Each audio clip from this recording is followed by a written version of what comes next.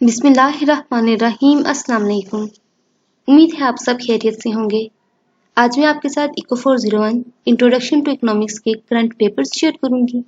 ये वीडियो आपके लिए बहुत हेल्पफुल होगी क्योंकि इसमें मैं साथ साथ आपको बताऊंगी भी कि आपका पेपर कहाँ से आया है और आप इसकी तैयारी कैसे कर सकते हैं। तो पहले देख लेते हैं कि आपका पेपर कितने मार्क्स का है और किस तरह आता है। टोटल 60 मार्क्स के 60 क्वेश्चन होते हैं आपके, जिनमें 52 आपके MCQs होते हैं और 53, 54, 55 ये आपके 3 मार्क्स के क्वेश्चन होते हैं। 56 से ऑनवर्ड 60 तक ये आपके 5 मार्क्स के क्वेश्चन होते हैं। यानी कि आपके पेपर के दो पोर्शन होते हैं, एक में MCQs और दूसरे में डिस्क्रिप्टिव टाइप क्वेश्चंस। अब आप MCQs कहाँ से कर सकते हैं? देखिए, ये पास पेपर्स में से भी आ रहे हैं। मैंने बहुत से स्टूडेंट्स को कहते हुए सुना है कि पास पेपर्स में से कुछ नहीं आता। तो देखें, जब आपका सिलेबस वही है, आपके हैंडआउट्स वही हैं, तो पास पेपर्स में से क्यों नहीं आ सकता? पास पेपर्स में बहुत सी फाइल्स के बीच में से आ रहे हैं, लेकिन ये डिस्क्रिप्टिव टाइप क्वेश्चंस का थोड़ा सा इशू है कि ये बीच में से आ रहे हैं, रीजन वाले आ रहे हैं, मैथ वाले आ रहे हैं, तो ये कहाँ से किए जाए? देखिए, मैं किसी भी फाइल को देखने से पहले कहती हूँ, किसी भी पास पेपर को देखने से पहले कहती हूँ कि आप अपने हैंडआउट्स को सिर्फ एक बार रीड कर लें, रट्टा ना लगाएं, एक बार रीड कर लें। होनेस्टली सिर्फ 2 आवर्स लगेंगे और आपकी कंप्लीट तैयारी हो जाएगी। लेकिन उसके लिए आप अपने कॉन्सेप्ट्स क्लियर करने की भी ज़रूरत है। लेकिन अब क्योंकि टाइम की शॉर्टेज है, तो आप ये करंट पेपर्स को अच्छे तरीके से देखें, क्योंकि करंट पेपर्स के बीच में से क्वेश्चंस रिपीट होते हैं मोस्टली। और जो आपकी क्विज़ेस गुजरे हैं, क्विज़ 3, क्विज़ 4 तो आई थिंक नहीं हुआ, क्विज़ 3, तो इसको देखें। पिछले साल की जो वीडियोस हैं यूट्यूब पे, क्विज़ 3 की, क्विज़ 4 की, देखें सिलेबस तो वही है ना, तो उनमें से ही आना है, तो आप उनको देखें, वहाँ से आएगी। जैसा पिछले सेमेस्टर की हैं 2022 की, तो उनको देखें। पास्ट पेपर्स की कुछ फाइल्स हैं जिसके बीच में से आ रहा है पेपर, MCQs खास तौर पर रिपीट हो रहे हैं, तो क्वेश्चंस के लिए आप करंट पेपर्स को देखें, वहाँ से बहुत रिपीट हो रहे हैं। इस तरह आपकी कंप्लीट प्रिपरेशन हो जाएगी इंशाल्लाह। तो मैं आपके साथ आज 3 पेपर्स शेयर करूंगी इको 401 के। इंशाल्लाह ये वीडियो आपके लिए बहुत हेल्पफुल होगी। तो स्टार्ट करते हैं। Question number 1, write the characteristics of मोनोपोलॉजी।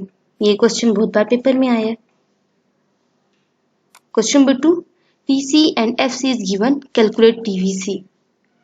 Question number 3, draw a graph showing injection and withdrawals. बहुत इंपॉर्टेंट क्वेश्चन, और ये जो ग्राफ वाले क्वेश्चन है, कर्व वाले क्वेश्चन है, ये लाजमी आता है एक शॉर्ट में और एक लॉन्ग में। इसको लाजमी कीजिएगा, और ये क्वेश्चन बजाते खुद भी बहुत इंपॉर्टेंट है। Values are given and find out the price level. ये एक ही क्वेश्चन था जिसके 2 पार्ट्स थे, मेरे स्टूडेंट्स ने मेरे साथ शेयर किए हैं। Find out Q from quality theory of MV and PQ. MV is equal to PQ. Enlist injection and withdrawal. ये क्वेश्चन लाजमी देखिएगा। Marginal cost by saving of disposal income, बहुत इंपॉर्टेंट क्वेश्चन है, और इसमें से आपके जो मार्जिनल कॉस्ट है, इसमें से MCQs भी बहुत ज़्यादा आ रहे हैं। यहाँ से सेकंड पेपर आपका स्टार्ट हो गया। Question number 1, explain the quality theory of money with formula. देखिए, क्वेश्चन की वर्डिंग चेंज हो सकती है, लेकिन जो क्वेश्चन का मीनिंग होता है वो एक ही होता है। आप क्वेश्चन को 2-3 बार पढ़ें ताकि आपका कॉन्सेप्ट क्लियर हो जाए, फिर आप उसको लाजमी लिख कर आएं। मैं आपको यही रिकमेंड करूंगी कि आप एक MCQs भी ना छोड़ कर आएं। देखिए, अगर आपको क्वेश्चन नहीं ना आता तो कोई बात नहीं, आप क्वेश्चन को कॉपी करें और आंसर में पेस्ट कर दें। ना लिखने से तो बेहतर है ना, कोई आपको 0 मार्क्स तो नहीं ना दे सकता, या कोई आपकी बेइज्जती तो नहीं ना कर सकता। आपको 0.5 नंबर ही मिल जाएगा, 1 नंबर ही मिल जाएगा, लेकिन इसका कोई नुकसान तो नहीं ना होगा। एक लफ्ज भी छोड़कर ना आइएगा जो आपको आता हो। अगर नहीं भी आता तो फिर भी कुछ ना कुछ कर आइएगा। अगर आप कुछ छोड़ कर आएंगे तो पेपर देखते सारी आपका जो इम्पैक्ट है टीचर के ऊपर वो बहुत बुरा पड़ेगा। तो कोई भी चीज छोड़ के ना आइएगा, यही मैं आपको कहूंगी। Next, question number 2, find the total profit from table. एक टेबल दिया हुआ था, उसके बीच में से आपने टोटल प्रॉफिट निकालना था। इस तरह के क्वेश्चन भी बहुत आते हैं कि टेबल वाले।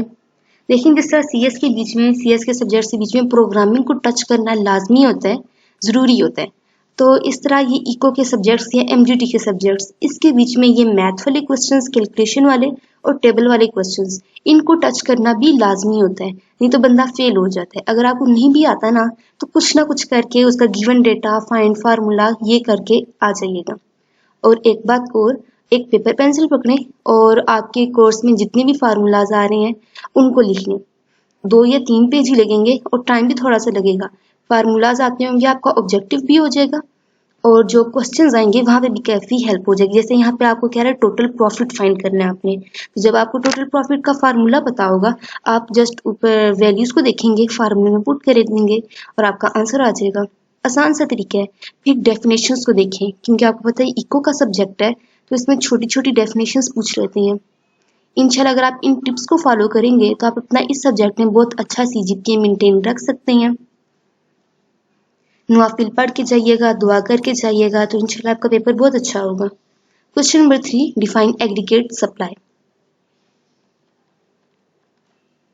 Next question number 4, define investment demand curve, draw investment demand curve and prove logically. Her paper में लाजमी एक ग्राफ वाला क्वेश्चन आता है और ये कुछ इंपॉर्टेंट टॉपिक्स मेरे जहन में आ रही हैं।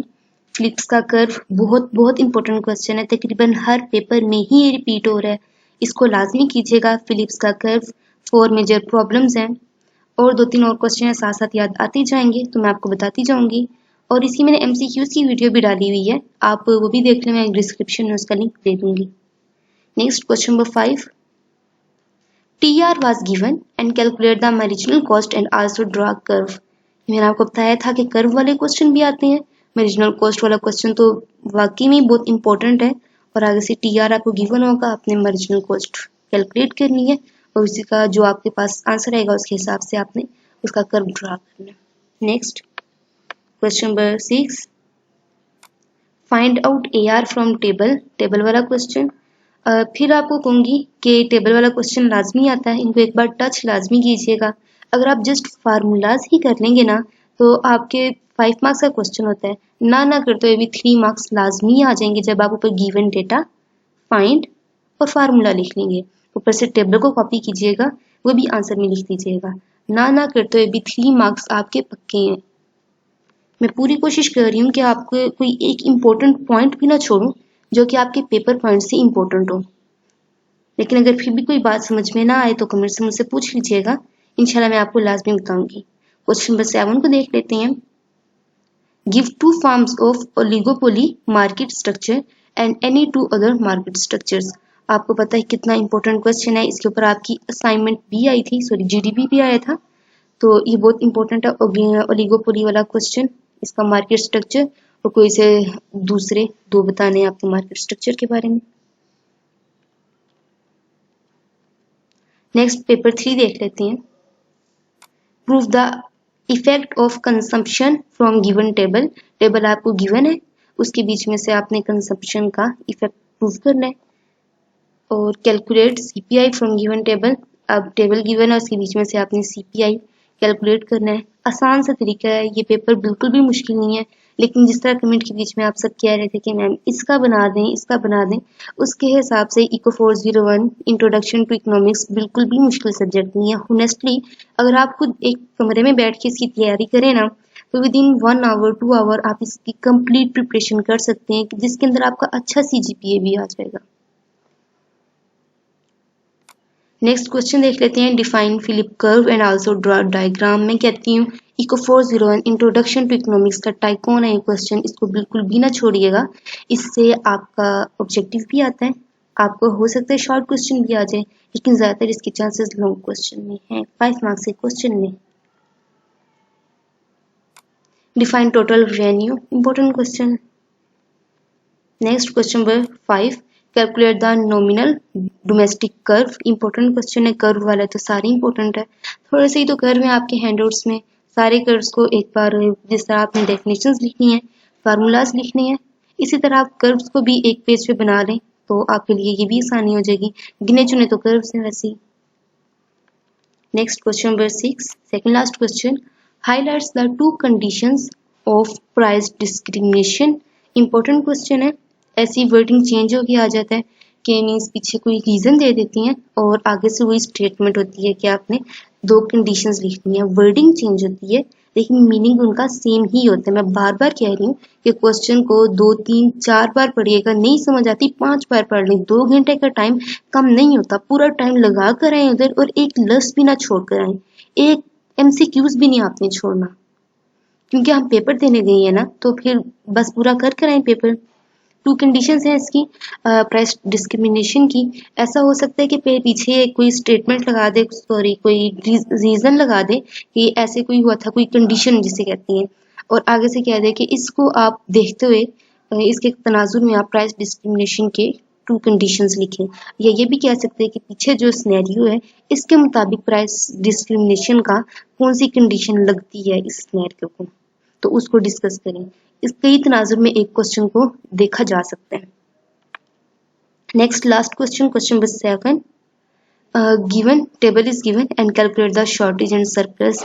इंपॉर्टेंट क्वेश्चन है ये भी, आपको पता है सरप्लस वाला क्वेश्चन तो बहुत ही ज्यादा इंपॉर्टेंट है, टॉपिक ही बहुत इंपॉर्टेंट है, ये ऑब्जेक्टिव के लिए भी, क्योंकि छोटी छोटी इसमें डेफिनेशंस हैं, इंपॉर्टेंट पॉइंट्स हैं, तो वैसे ही टॉपिक बड़ा इंपॉर्टेंट है। मुझे उम्मीद है यहाँ से आपकी काफ़ी हेल्प हो गई होगी, मीन्स कि आपके MCQs की भी परेशानी हट गई होगी। आप अगर अपने हैंडआउट्स को देख लें तो सबसे बेस्ट तरीका है, अगर नहीं तो आप ये कुछ अच्छी फाइल्स को देख लें।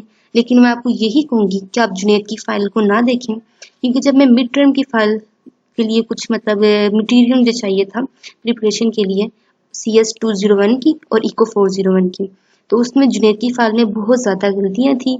मैं आपको यही रेकमेंड करूँगी कि आप जिसकी भी फाइल को पढ़ें तो काइंडली साथ में आप कंफर्म कर लें कि आप जो याद कर रहे हैं क्या ये बिल्कुल 100% करेक्ट सोल्यूशन है।